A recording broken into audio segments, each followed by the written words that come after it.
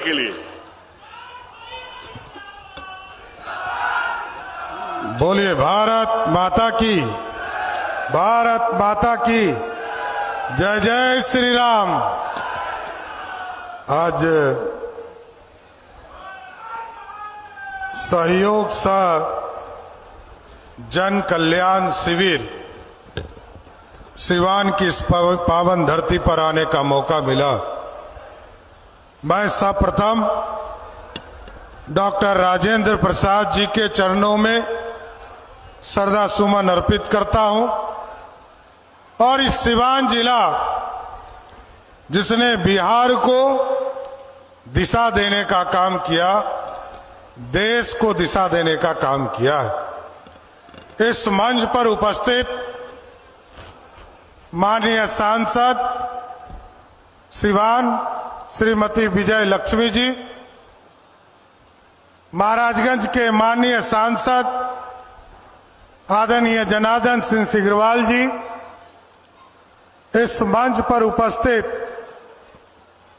माननीय पूर्व मंत्री और माननीय विधायक, हमारे साथी मित्र आदरणीय श्री मंगल पांडे जी, माननीय विधायक इनरदेव सिंह पटेल जी, जो लंबे समय से सिवान जिला में संघर्ष करते रहे, एक राजनीतिक कार्यकर्ता के तौर पर काम करते रहे।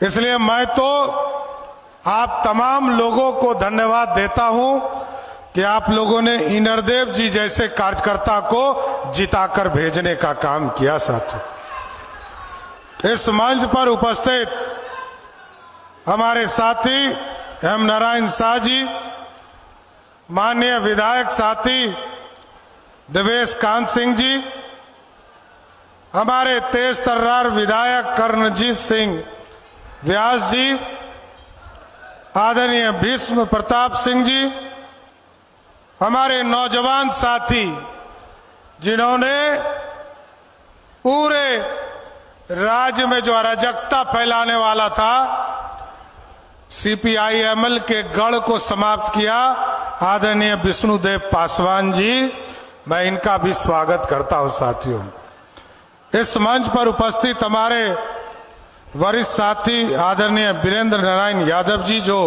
विधान परिषद के सदस्य हैं, एक्स एमपी और लगातार संघर्ष करते रहे, लंबे समय से काम कर रहे आदरणीय ओम प्रकाश यादव जी, पूर्व सांसद बहन कविता सिंह जी, पूर्व विधान परिषद के सदस्य मनोज सिंह जी, मेरे कार्यालय में मेरे प्रधान सचिव आदरणीय दीपक कुमार जी, बिहार सरकार के मुख्य सचिव प्रत्यय अमृत जी, डीजीपी बिहार विनय कुमार जी, मेरे कार्यालय में मेरे सचिव संजय सिंह जी, आदरणीय राहुल तिवारी जी, आदरणीय विकास कुमार जी, महादेव पासवान जी, अभय सिंह जी, रिजवान जी, चंद्रकेतु सिंह जी और संजय पांडे जी, और इस मंच के सामने उपस्थित तमाम भाइयों बुजुर्गों, नौजवान साथियों, छोटे छोटे बच्चों, माता एवं बहनों, साथियों, आज सहयोग शिविर में आपके बीच में आया हूं और इस बार हम लोगों ने 2 दिन और, आज भी चलेगा, कल भी सभी प्रखंड कार्यालय के पास चलेगा और परसों भी इस जन कल्याण शिविर को हम लगातार 3 दिन चलाने का काम करेंगे।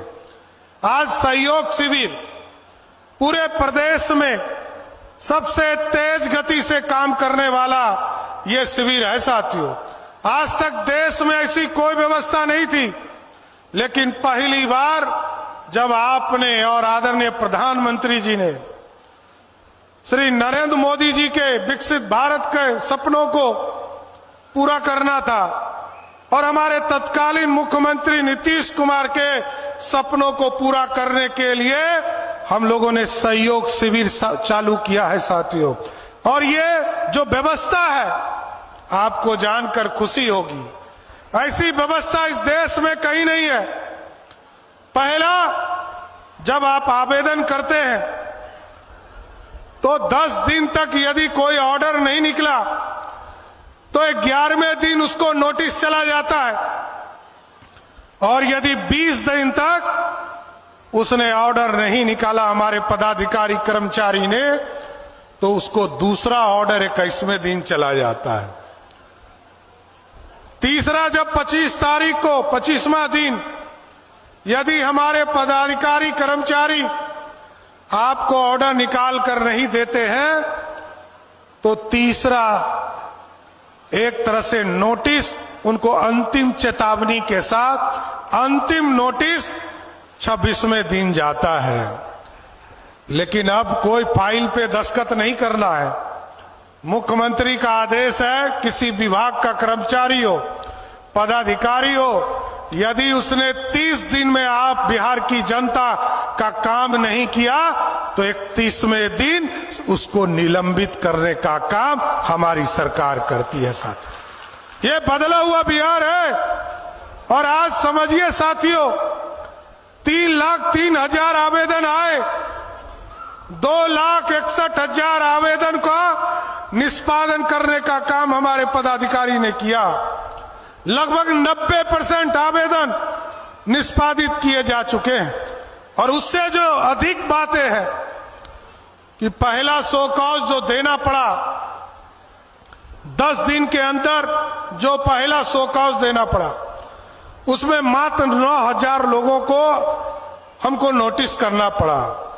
और दूसरा जो नोटिस है वो मात्र 153 लोगों को देना पड़ा। और तीसरा नोटिस सिर्फ एक आदमी को देना पड़ा है, वो भी बगल के गोपालगंज का कोई एडीएम थे। हमको जैसा पता चला है कि वो भी नोटिस का जवाब उन्होंने देने का काम किया। साथियों, ये बदला हुआ बिहार है। और इस बदले हुए बिहार में, क्योंकि विकसित भारत का सपना यदि आज प्रधानमंत्री नरेंद्र मोदी जी ने देखा है साथियों, तो ये बिहार के बल पर देखा है। और बिहार समृद्ध होगा तभी भारत विकसित होगा।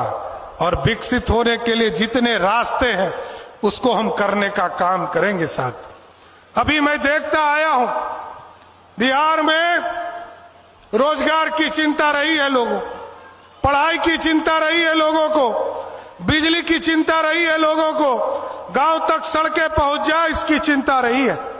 लेकिन नीतीश कुमार जी और मोदी जी ने, पिछले 20 वर्षों में नीतीश जी ने और 12 वर्षों में मोदी जी ने पूरे बिहार और देश को बदलने का प्रयास किया है। साथ आज मैं बताना चाहता हूं, लोग पूछते हैं कि बिहार किस में 1 नंबर है, तो मैं बताना चाहता हूं, मोदी जी आए 2014 में, मोदी जी ने कहा गांव गांव बिजली पहुंचाने का काम करेंगे। नीतीश कुमार जी ने बढ़कर कहा हम घर घर बिजली पहुंचाने का काम करेंगे। और अब हम लोगों की सरकार ने तय किया है कि घर घर बिजली पहुंच गया। और बिजली खरीदने में हमारा बहुत पैसा जाता है। लगभग 23,000 करोड़ रुपया का सब्सिडी हम देते हैं। 125 यूनिट आपको जो बिजली हम मुफ्त में देते हैं, लगभग 13,000 करोड़ रुपया की राशि सरकार को देनी पड़ती है। अब हम लोगों ने एक व्यवस्था खड़ा किया है, परसों हमने अभियान शुरू किया है साथियों, पूरे बिहार में हमने तय किया है, अभी 2.5 लाख शुरू किया है, लेकिन ये तय किया है कि अगले 2 वर्षों में बिहार के जितने गरीब परिवार हैं, 25 लाख परिवार के घर पर सोलर युक्त बिजली देने का काम हमारी सरकार करेगा साथ। और ये हम सहयोग करेंगे, राज्य सरकार सहयोग करके उनको आगे बढ़ाएगी। जितने गरीब परिवार हैं, जितने बीपीएल धारी परिवार हैं, उनको मुफ्त में सोलर लगाने का काम बिहार की सरकार करेगी।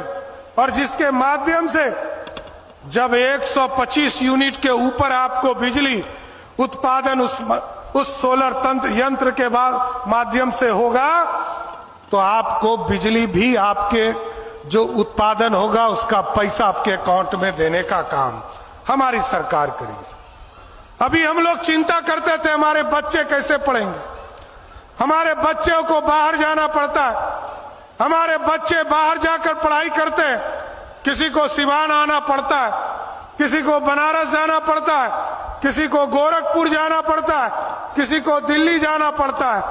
हमने तय किया है कि एक तो सभी प्रखंडों में, जिस प्रखंड में हमारा डिग्री कॉलेज नहीं है, इसी जुलाई के माह से हम डिग्री कॉलेज सभी प्रखंडों में शुरू करने जा रहे हैं साथ। और इसके साथ साथ ऐसा स्कूल बनाना है, ऐसा मॉडल स्कूल बनाना है जिसमें पदाधिकारी का बच्चा, नेता का बच्चा, जो विधायक सांसद हैं, इनके बच्चे यदि बाहर पढ़ने जाते हैं, ऐसी व्यवस्था खड़ा करना है कि ये जो मॉडल स्कूल बनेगा सभी प्रखंडों में, हम उसमें नीट की तैयारी से लेकर जेई की तैयारी से लेकर आईआईटी की तैयारी तक सभी काम को वहां करवाएंगे और ऐसी व्यवस्था खड़ा करेंगे।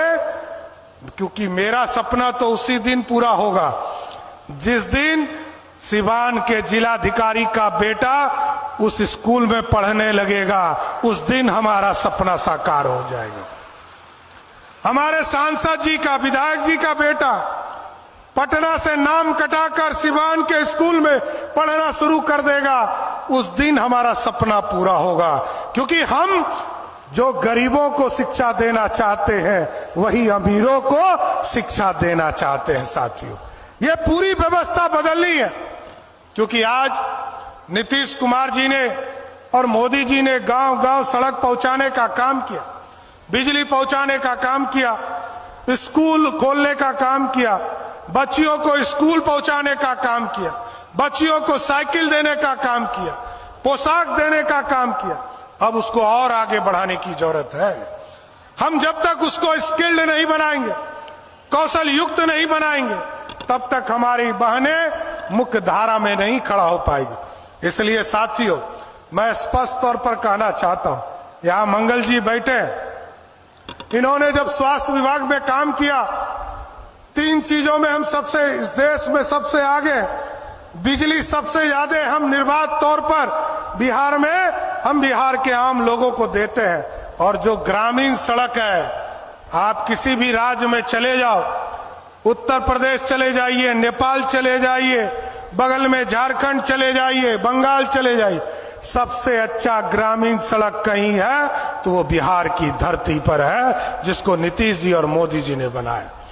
और साथियों, आगे भी यहां मंगल जी बैठे, इसलिए मैंने चर्चा किया कि सबसे ज्यादा दवाई भी हॉस्पिटल में हम पहुंचा रहे हैं, लेकिन हमारे डॉक्टर साहब को थोड़ा मेहनत करने की जरूरत है।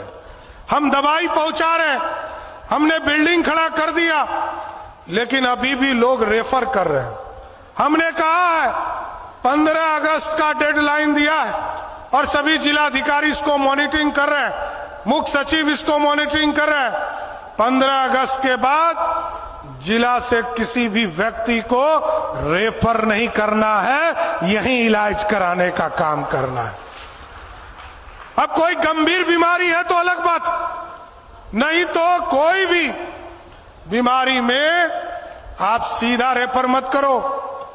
अनुमंडल का अस्पताल हो, जिला का अस्पताल हो, इसको 15 अगस्त के पहले ठीक करना है साथ। फिर हम 31 दिसंबर तक जो एडिशनल पीएससी है या पीएससी है, इसको हम ठीक करने का काम करेंगे।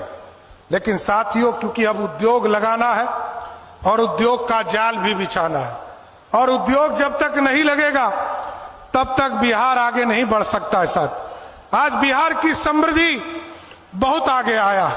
मैं जब पहली बार बिहार विधानसभा का सदस्य हुआ, बिहार में मंत्री हुआ, तो आपको जानकर आश्चर्य होगा कि बिहार का बजट मात्र 6000 करोड़ का था। और जब बिहार बंटवारा हो रहा था तो लगभग 87% रेवेन्यू झारखंड चला गया, मात्र 13% रेवेन्यू बिहार में था। लेकिन जब मैं नीतीश कुमार जी के नेतृत्व में और मोदी जी के मार्गदर्शन में 2024 और 25 का बजट पेश कर रहा था, तो 1 घंटा पहले झारखंड में बजट पेश हुआ। आपको जानकर खुशी होगी, और मेरा 56 इंच का सीना फूल रहा था कि मैंने देखा झारखंड की बजट 1,39,000 करोड़ का था और बिहार का बजट में पेश कर रहा था वो 3,47,000 करोड़ का बजट था। ये बदला हुआ बिहार है। इसलिए अब साथियों लग जाना है। मोदी जी ने अर्थव्यवस्था खड़ा किया, विकसित भारत को आगे ले जाने का काम कर रहे हैं। अब यहां पर हम लोग धीरे धीरे टाउनशिप की कल्पना कर रहे हैं। हम पहले बड़े शहरों में हमने टाउनशिप खड़ा करने का निर्देश दिया और आगे का मार्गदर्शन क्लियर है। एक बार बड़े शहरों को हम लोग चिन्हित करेंगे, उसके बाद सिवान जिला हेडक्वार्टर है, इसको भी सुयोजित एक तरह से व्यवस्थित करने का काम करना है, सुसज्जित करने का काम करना है, एक व्यवस्थित शहर बनाने का काम करना। कई हमारे साथी चिंता कर रहे थे, कहीं फ्लाईओवर बनाना है, कई मंदिर को इको टूरिज्म से जोड़ना है, कई तालाब को उससे जोड़ना है। मैं आपको स्वस्थ करता हूं, ऐसी व्यवस्था खड़ा करना है कि बिहार एक टूरिज्म के तौर पर सिवान को भी जानने वाला शहर होगा। इतना जरूर आश्वस्त करना चाहता हूं। साथियों, उद्योग लगाना है और उद्योग के लिए दो चीजें चाहिए। अभी चीनी उद्योग की, चीनी मिंग की चिंता किया हमारे माननीय विधायक जी ने, हमारे सांसद जी ने कई चीजों की चिंता किया। हम आपको जरूर आश्वस्त करते हैं, बिहार में सुशासन स्थापित हो रहा है। नीतीश कुमार जी ने कई कानून बनाकर, स्पीडी ट्रायल चलाकर बिहार में सुशासन स्थापित किया, न्याय के साथ विकास को आगे बढ़ाने का काम किया। आज मैं जरूर आश्वस्त करता हूं सिवान की धरती पर कि बिहार में अपराधी कोई हो, किसी जाति का हो, किसी धर्म का हो, अपराध करने वाला बचेगा नहीं। या तो बिहार छोड़ना पड़ेगा, नहीं तो शमशान जाना पड़ेगा। दूसरा कोई स्थान नहीं है साथियों, क्योंकि बिहार के बगल में उत्तर प्रदेश है, बगल में बाबा पहले से बैठे हुए हैं, उधर शुभेंदु अधिकारी जी आ गए हैं। अब तो एक तरफ बाबा है, एक तरफ शुभेंदु जी है। अब तो नेपाल ही भागना पड़ेगा, क्योंकि अपराधी के लिए कोई जगह नहीं है साथियों। यहां सुशासन चाहिए और सुशासन जैसे ही और बढ़ाएंगे वैसे ही उद्योग बढ़ेगा। मैं जरूर आश्वस्त करता हूं कि अब आपने कहा है कि हमको चीनी मिल यहां लगाना चाहिए। मेरी सरकार, मैंने अभी मुख्य सचिव जी से आग्रह किया कि यहां पर जिलाधिकारी को निर्देश कीजिए कि तुरंत जमीन उपलब्ध कराए और यहां पर चीनी मिल खोलने का काम बिहार की सरकार करेगा। और इसके साथ साथ कोऑपरेटिव के सेक्टर में हम दूध भी बेचेंगे। हमारा जो डेयरी प्रोजेक्ट है, सुधा के माध्यम से दूध बेचने का काम सरकार करेगी, सब्जी बेचने का काम करेगी और मत्स्य पालन के माध्यम से मछली का भी बेचने का काम उसी के माध्यम से किया जाए। यह पूरी व्यवस्था खड़ा करना है साथ, क्योंकि बिहार रोजगार देना है। और नीतीश कुमार जी ने घोषणा किया है कि 2030 के पहले 1 करोड़ लोगों को रोजगार देना है। तो एकदम अस्वस्थ रहिए बिहार के नौजवान साथियों, एकदम अस्वस्थ करता हूं कि 2030 के पहले 1 करोड़ लोगों को बिहार की धरती पर रोजगार देने का काम हमारी सरकार करेगी। साथ कई चीजें हैं, चाहे वो जीविका दीदी हो या अन्य भी चीजें हों, हम लगातार इसको आगे बढ़ाने का काम कर रहे हैं। हम आपको आश्वस्त करते हैं, कई चीजों में हम लोग इसको बढ़ाएंगे। बस स्टैंड के निर्माण का काम लगातार सभी जगह फोकस किया जा रहा है और सारी व्यवस्था को खड़ा किया जा रहा है।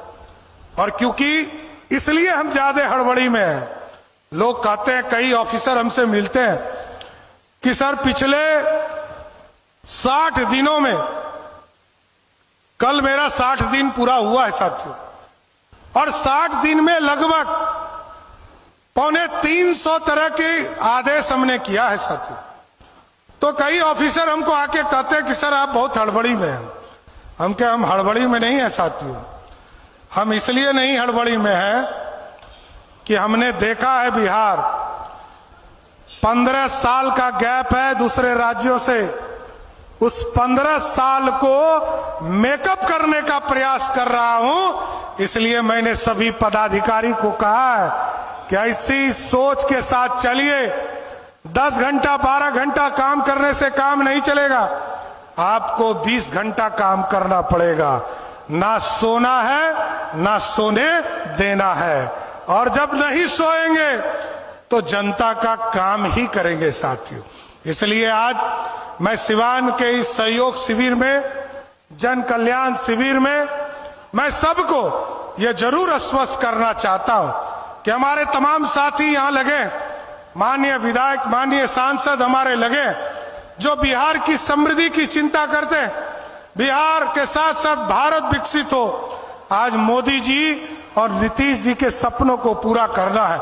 इसलिए मैं तमाम लोगों को मैं फिर से कोटि कोटि धन्यवाद देता हूं कि आपने 8 में से 6 सीटें हमें जिताकर दी, 7 सीटें जिताकर दिया है, दोनों सांसद बनाया है। सिवान के एक एक सपने को साकार करना सम्राट चौधरी का काम है, यही धर्म है और यही कर्म है, इसको पूरा करेंगे। इसलिए आज आपके सहयोग शिविर में मैं आया और आपके बीच में मिलकर कई लोगों से मैं मिला, उनसे फीडबैक भी लिया। कितने दिन पहले आपने आवेदन दिया था, कितना जल्दी आपके आवेदन का निष्पादन हो रहा है, ये सब लोग देख रहे हैं कि 30 दिनों के अंदर सारे आवेदन निष्पादित करने का काम कर रहे हैं। इसलिए साथियों, मैं फिर से कोटि कोटि धन्यवाद देते हुए अपनी बातों को विराम देता हूं और आप लोगों को जरूर आश्वस्त करके जाऊंगा कि भारत विकसित होगा और बिहार समृद्ध होगा। बहुत बहुत धन्यवाद।